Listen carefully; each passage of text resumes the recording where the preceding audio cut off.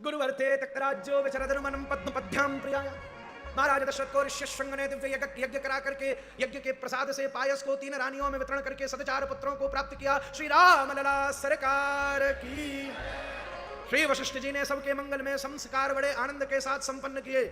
कुछ ही समय के बाद में विश्वामित्र जी यज्ञ की रक्षा के लिए दोनों पुत्रों को ले गए। रास्ते में ताटका के ऊपर कृपा परिवर्षित हुई और यज्ञ की रक्षा कर मारीच और सुबाहु के ऊपर भी अनुग्रह परिवर्षित किया। यज्ञ को संपन्न करके जनकपुर धाम से निमंत्रण यज्ञ का आया। तब श्री विश्वामित्र जी दोनों पुत्रों को लेकर के उस दिशा में बढ़े। रास्ता में गौतम अहिल्या जी का आश्रम पड़ा। अहिल्या जी पर अनुग्रह किया। जब द्वार पर जनकपुर पहुंचे तो सदानंद जी ने विश्वामित्र श्री महाराज जनक ने श्री विश्वामित्र जी का स्वागत किया। पर जब राम लक्ष्मण का सहज स्वागत किया तब सदानंद जी ने आगे आकर के उनका परिचय प्रदान किया। हे राघवेंद्र सरकार, आपका स्वागत है। रास्ता में माता पिता का आश्रम पड़ा होगा। आपने अपनी चरण रेणुओं को प्रदान करके मेरी माता को पुनः स्वस्थ कर दिया होगा। मेरे पिता ने पति पने के अभिमान का परित्याग करके अपने वामांग में उन्हें आसन दे दिया होगा।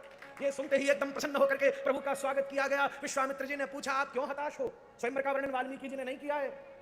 तो बताया गया, हमारे यहाँ एक दिव्य धनुष रखा हुआ है। बोले धनुष को राघवेंद्र सरकार को दिखाओ। 10,000 योद्धा लगा दिए गए और सारी मंजूषा को घसीट करके लाया गया। एक मंच के ऊपर रख दिया गया। बारी की सारी भीड़ इकट्ठी हो गई। पीछे से मंद मंद गति से राघवेंद्र सरकार मंच के ऊपर आकर खड़े हुए। लोगों ने सोचा, एक कन्या के पिता की यही हालत होती है। वज्र जैसा कठोर धनुष और कमल जैसे कोमल राम, कैसे होगा काम? पर जैसे ही राम जी आगे आए और अपनी दिव्य भुजा के द्वारा धनुष को उठाया, जैसे कोई मदश्रुत गजेंद्र किसी गन्ने के खेत से गन्ने को उखाड़ लेता है, ऐसे ही उन्होंने दिव्य हस्तपुंडित भुजाओं से उस धनुष को उठा करके एक नोक को नीचे रखा और दूसरी नोक को पकड़ करके उसको जोर से दबाकर प्रत्यंचा चढ़ा रहे थे। सामने जानकी जी गवाक्ष में से झांक रही थी। सीता जी के ऊपर ऐसी नजर पड़ी कि राम जी के होश ही उड़ गए। प्रेशर जरा जरूरत से ज्यादा ही लग गया कि कटाक की ध्वनि करके धनुष। हम वृंदावन वाले हैं महाराज, वृंदावन वाले राम के पराक्रम से धनुष नहीं तोड़वाते, सीता जी की मुस्कुराहट से तोड़वाते।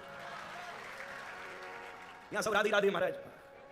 ओह, ऐसा दिव्य उत्सव बना। माला बदली बरात लौटी, परशुराम जी पधारे। कैकेयी जी ने 14 वर्ष का वनवास मांगा। श्री सुमित्रा जी ने कहा लखनलाल जी जाए, कौशल्या अम्मा ने कहा जानकी जाए। समुद्र बैठ करके आगे ले गए। गुरुदेव वशिष्ठ ने कमान संभाली। रास्ता में सब सो गए। निषाद किया, विश्राम किया। केवट के ऊपर कृपा करी। भारद्वाज जी के आश्रम में पधारे। चित्रकूट में विराजमान भये। श्री भरतलाल जी पधारे। पादुका को देकर के लेकर के वापस पधारे। दंडकारण्य में विराजे। रास्ता में महर्षि वाल्मीकि अत्रि आदि सभी महात्माओं को प्रणाम करते हुए श्री दंडकारण्य में पधारे। उसी समय महाराज सुपर्ण खाई, नाक कान काट करके भगा दिया। मारी स्वर्ण मृग बन करके आया। राम जी पीछे गए, लखनलाल जी पीछे गए। स्वर्ण मृग बन करके महाराज जब वो आया तो सब भाग गए और श्री दिव्य रावण महाराज एक दिव्य वेश धारण करके पधारा। सीता जी का हरण करके ले गया। पुष्पक विमान से आभूषणों को लुटाती सीता जी को अशोक वाटिका में विराजमान कर दिया। बस फटाफट पहुंच जाए वो काम। राम जी ने खोज मचाई। महाराज जटायु जी की दिव्य अंत्येष्टि करी। शबरी जी से भेंट हुई।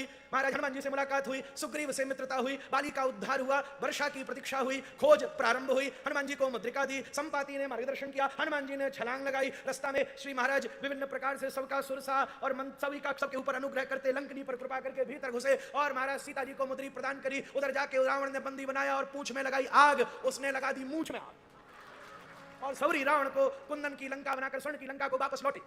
इधर समुद्र नहीं माना तो हनुमान जी और सब राम जी ने आकर मनाने की कोशिश करी। धनुष बाण उठाया तो पुल का निर्माण प्रारंभ हुआ। अंगद को भेजा, माना नहीं। विभीषण शरणागत हो गया और महाराज महायुद्ध शुरू हुआ। लखनलाल जी को शक्ति लगी तो हनुमान जी दवाई लेकर के आ गए। अंत में कुंभकर्ण, नरांतक, जम्बूमाली और आदित्य हृदय स्तोत्र का पाठ करते श्री राघवेंद्र सरकार ने रावण का भी उद्धार कर दिया।